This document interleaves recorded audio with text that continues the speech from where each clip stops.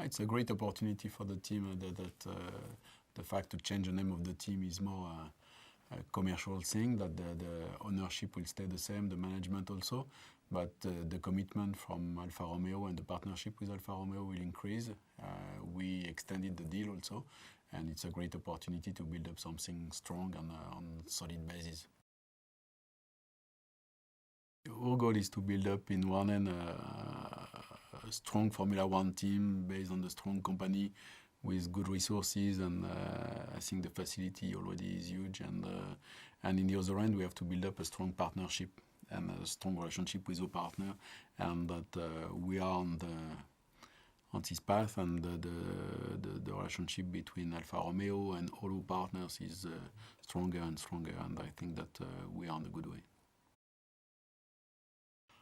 For sure, it will be more and more difficult because the step between 10 and 9 is much easier than between 9 and 8, and it will be more and more difficult. But in the same time that we are recruiting a lot, the team is stronger and stronger, and that I think that we are well prepared to do a good season, and that the team is pushing.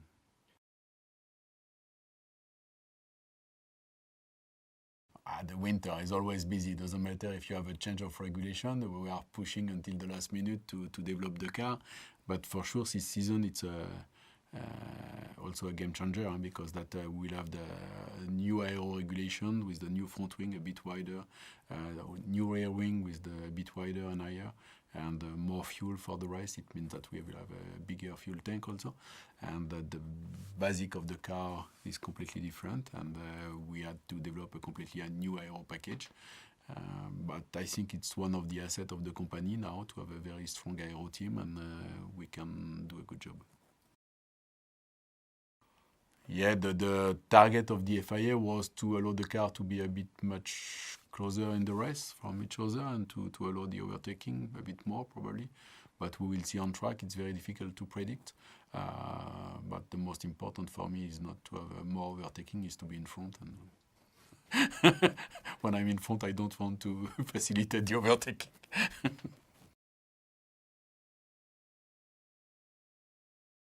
Yeah, it's more or less in the continuity. It's important for us to also to capitalize on the image of the team and so on. And the livery is a good reflect of the team, of the company, of the brand that we are promoting also. And I think it's a very good combination. I think the lineup is one of the assets of the team. That Kimi is well known, that he is world champion. He did the pole position last year in Monza, win races, and for sure he's a very strong asset for the team, and that he has the speed, and he will be the reference for the team in terms of development and experience and so. And alongside that with Antonio, Antonio is a young one, he's a rookie, he's more or less in the position of Charles last year. And he did very strong FP1 last year with us, that he was in the pace from the beginning, and he did a very impressive job last year. That now we have to build up a team. It's not a matter of individuality, but we have to build up a strong team.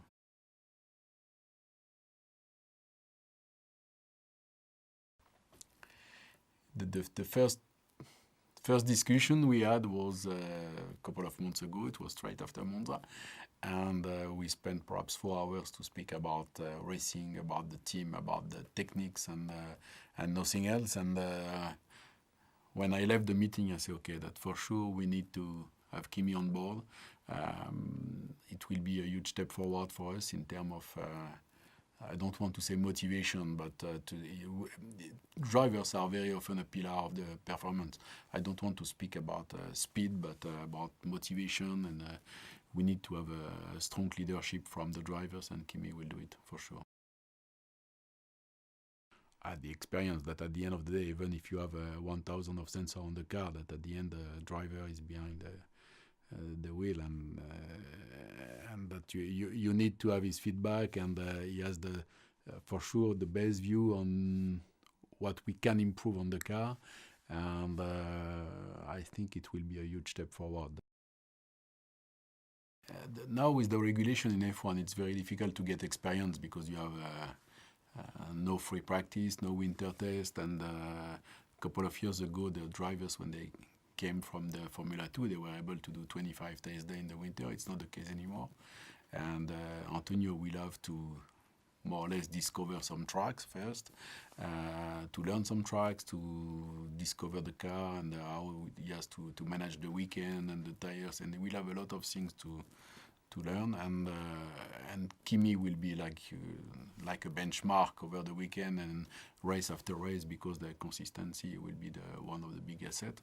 And for Antonio, I think it will be a good reference, as Marcus was last year for Charles also at the beginning of the season. And the lineup with a rookie and a very experienced driver, I think it's a good combination. Yeah, the first part of the season is not easy, because for some rookies that they don't know about Australia, and then we have China. Bahrain is more well known, but a couple of tracks at the beginning are very difficult. But they have to. But the most important is to be able to manage the weekend, to manage the tires, to manage the fuel during the race, and a little bit the pressure also. But I think Antonio he has a very good relationship with the team. He's relaxed on this point, and he knows that probably the first 2 or 3 even will be difficult, but he has to improve step by step, and Charles did it last year, and I'm very confident on the fact that Antonio will be able to deliver.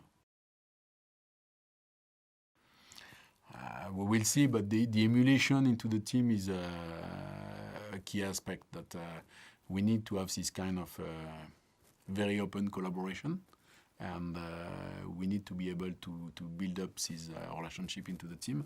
But in the other end, the emulation to be faster than the teammate is always what we need. The fact that last year that everybody agreed on the fact that we did a huge improvement during the season was a good one. Because the team did a good job, not only on the winter, but all over the season, on every single department of the company. And if we can do the same, for sure we have to start the season a bit higher than last year. And if we can have the same ramp up during the season, it will be perfect.